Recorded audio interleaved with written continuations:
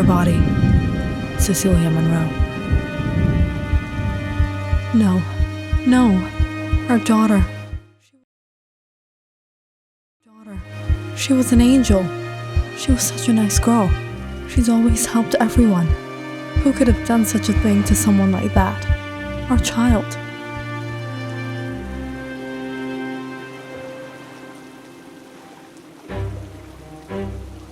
I'll find out, Cecilia. I won't spare them.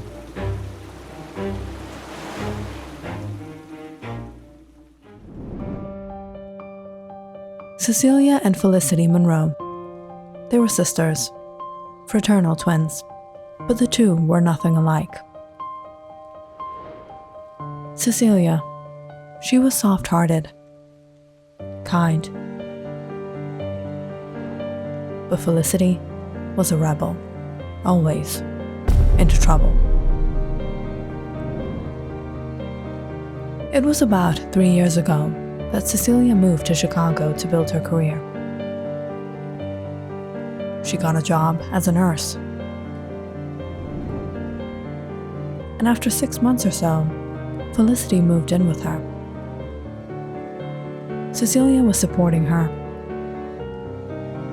and eventually, she was able to get a job at the Daily BII as a crime reporter. Growing up, their parents were always so concerned about Felicity, fearing someday she would get herself into trouble. Be like Cecilia was something she so often heard. And the concern only heightened when Felicity got this job as a crime reporter.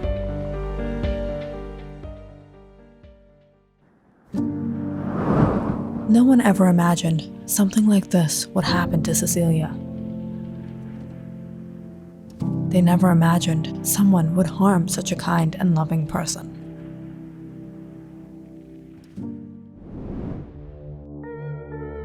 Felicity was devastated by the death of her sister, but she wasn't one to accept and move on.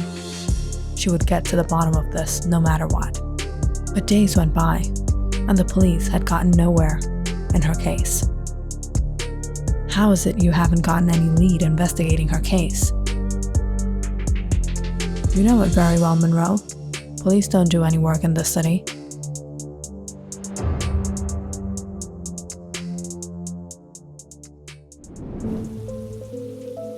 Police. They will never help Felicity. And there is a very legitimate reason behind that. A few months ago, Felicity had published a crime report at the Daily BII, exposing the involvement of the police with underground syndicates in Chicago. How they took bribes from them and bent the law. Organized crime was rampant here, and the police were bought off on every level. They didn't do any real work. They were just there for namesake, to protect those who feed them money. The report defamed the police department, and for some time there was an uproar in the city. And although the news soon faded out, it caused a permanent rift between Felicity and the department. Maybe that wasn't a good enough lesson. I'll have to teach them a lesson they'll never forget.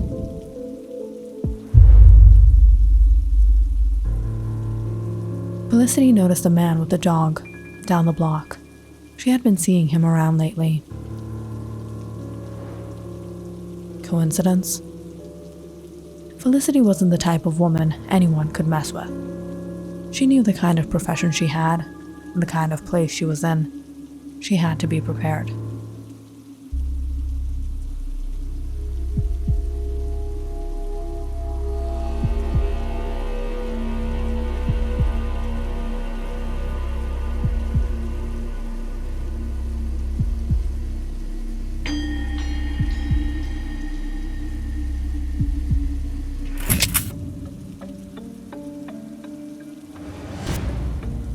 Looking for someone? The man turned around a bit surprised by her tactics. Why are you following me? Looking at her from head to toe, he mockingly said, Honestly, I don't think you're worth following. I never want to see you around me again. Nobody was bothering you. And the man simply walked off with his dog. He was following me.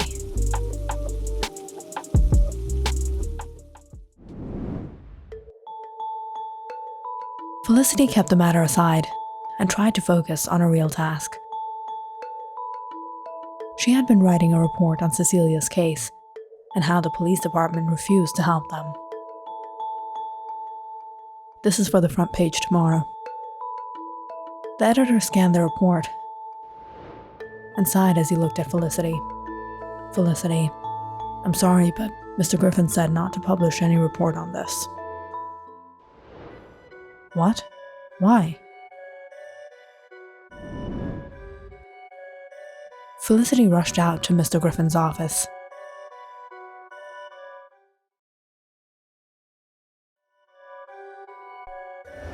Mr. Griffin, may I come in?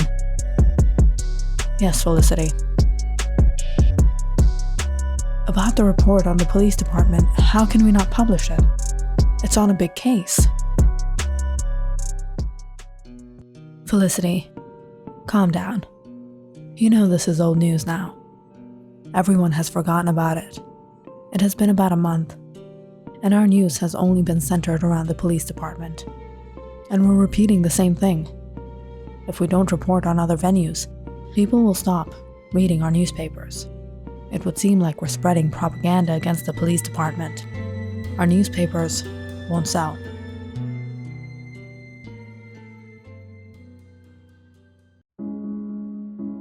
No matter what, Felicity couldn't convince Mr. Griffin to have the report published. And she knew what he was saying was true. People want to live in delusion. They don't want a reality check. Who knows how many people like Cecilia never got justice, or never even reported. Why? Because people don't have interest in what is really happening. They don't buy the newspaper or watch news because they want to know the truth.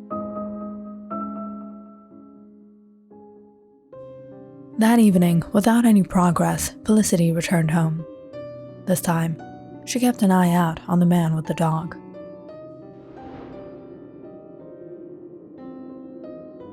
Not here.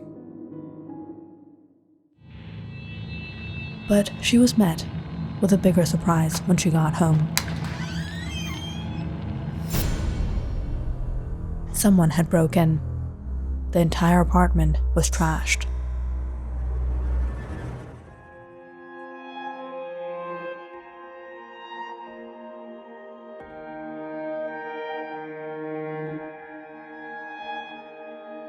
I miss you so much, Cecilia. Their whole life, the two sisters had been fighting over this toy house. And now, it's Felicity's. When Cecilia first moved to the city, she had brought this with her. And 6 months later, Felicity moved in with her. Even though they were twins, Cecilia had always been like a protective older sister. Paying her bills, even giving her allowances. But there was always one condition. You are not allowed to touch my house.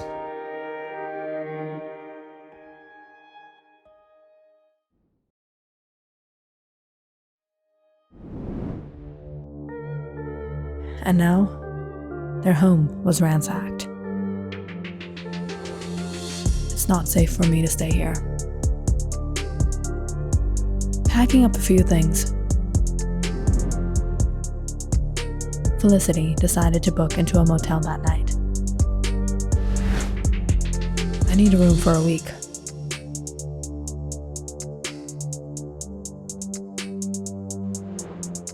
Thank you.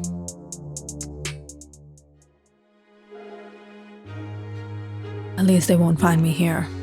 And if they do, then we know what they're looking for. Me. That night went by without any hassle. and Felicity continued to work on her report. She isn't going to give up.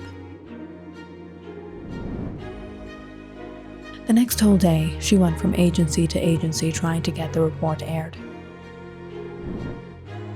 I'm sorry, we can't. No. This is old news.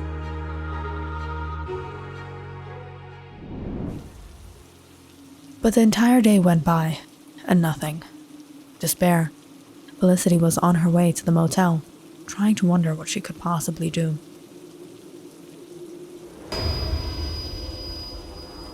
When she suddenly saw two men approach her.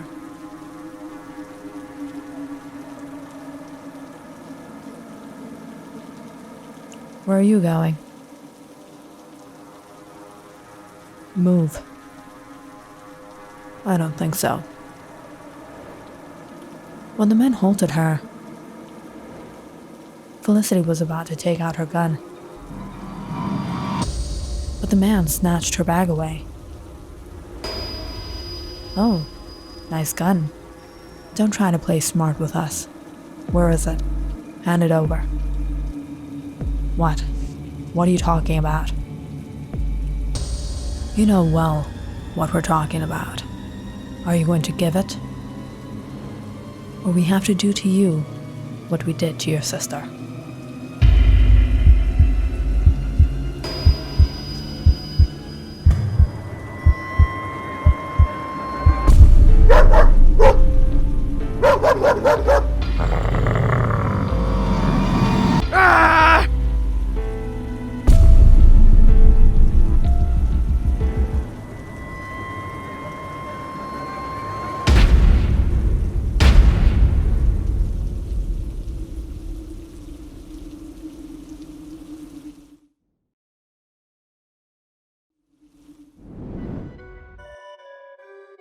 Edward Jameson. He was an undercop working for the BIIPD. About a year ago, he joined an underground syndicate and was trying to gather information undercover. But unfortunately, it was one night during a dealing, his cover was blown. Who is with you? Our men. Hold it. The rivals did a background check on them and soon realized who was the black sheep there.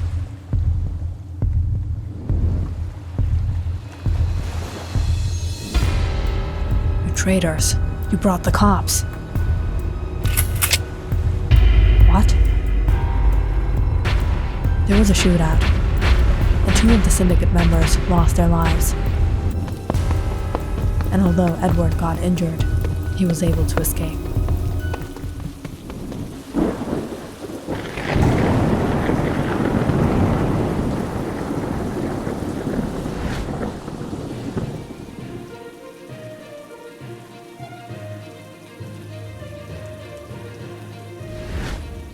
Shootout at Jones Beach, as syndicate members of Luigi and Maroney clash. Two men working for Luigi have been found dead and one missing.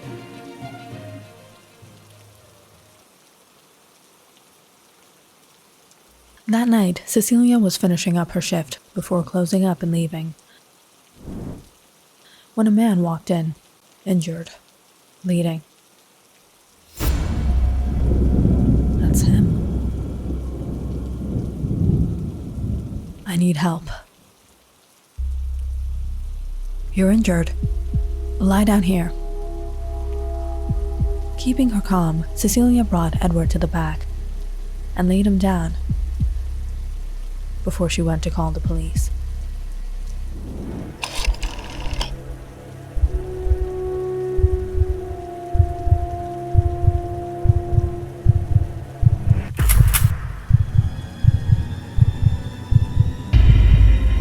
Don't call the cops. Cecilia froze on the spot. She didn't know what to do, but Edward was in no condition to fight.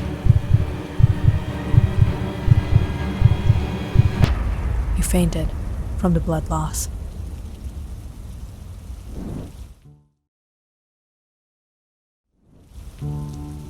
What do I do? Cecilia knew if she waited for the cops, she wouldn't be able to save his life.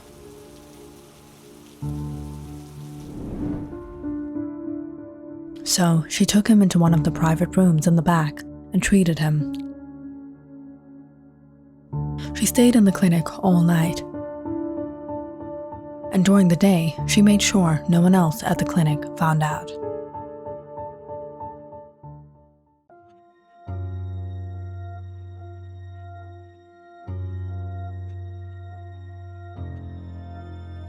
You're awake.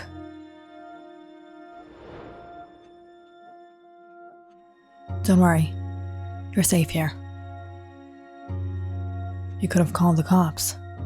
Why did you save me? Well, I could have called the cops and waited for them, but then you wouldn't be alive, would you? So, now are you going to tell me how did all this happen?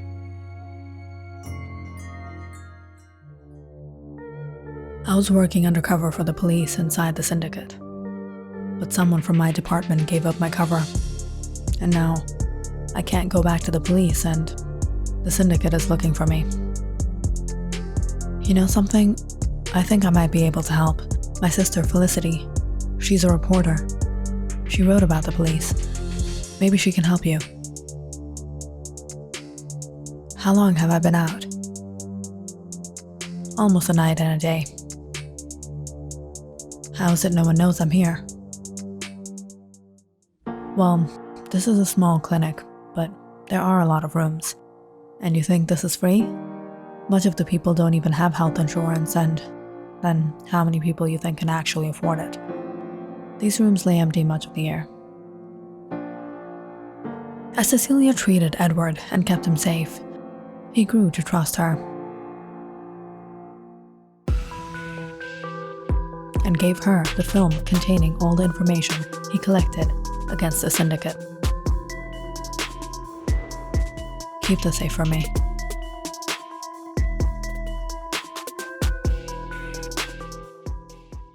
The days were going on like this, as Cecilia kept Edward hidden at the clinic.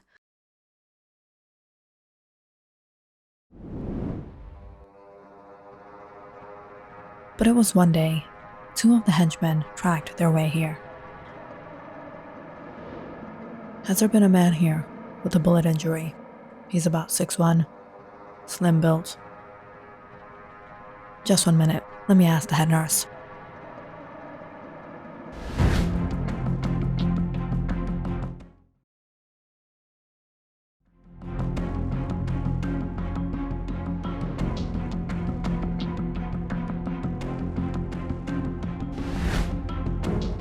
Two of them are here searching for you. I'll distract them, you get out. No, I can't do that. They'll take your life. Nothing will happen. Why would they be suspicious of me? You don't know them. They'll see right through you. Don't worry, I'll be fine. Leave through the bathroom.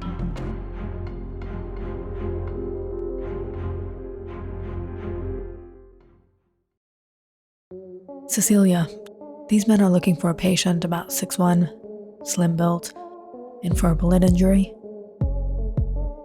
Yes, I think I know who you're talking about. Cecilia knew who they wanted, but she tried to misdirect them. He was admitted here 2 days ago for a hunting accident. We're not talking about him. He was a young man. Oh, then I don't know, sir. There isn't anyone else like that.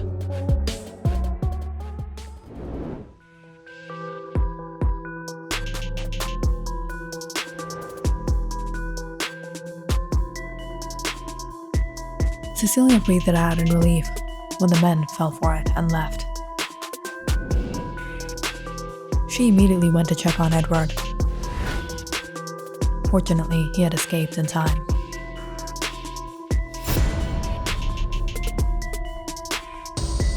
Where is he?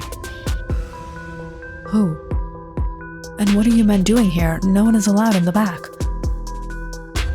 shut up and tell us if you want to live. I don't know what you're talking about. You know very well what we're talking about.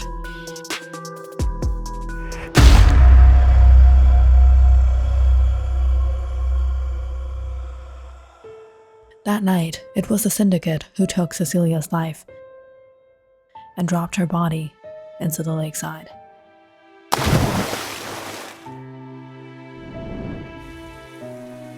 Your sister, she lost her life to save mine. She must not have given them the film. I had a feeling they would be coming for you. That's why I had been keeping an eye on you. But they haven't found the film at the department. If they don't have the film, where is it?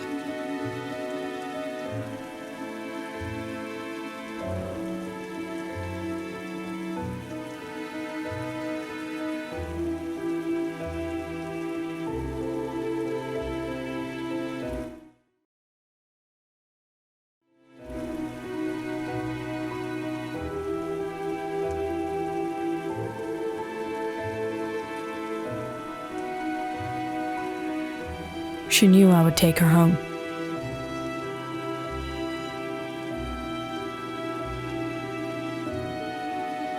Click on the subscribe button and check out more awesome videos on our channel. And don't forget to press the bell icon because you know it's interesting.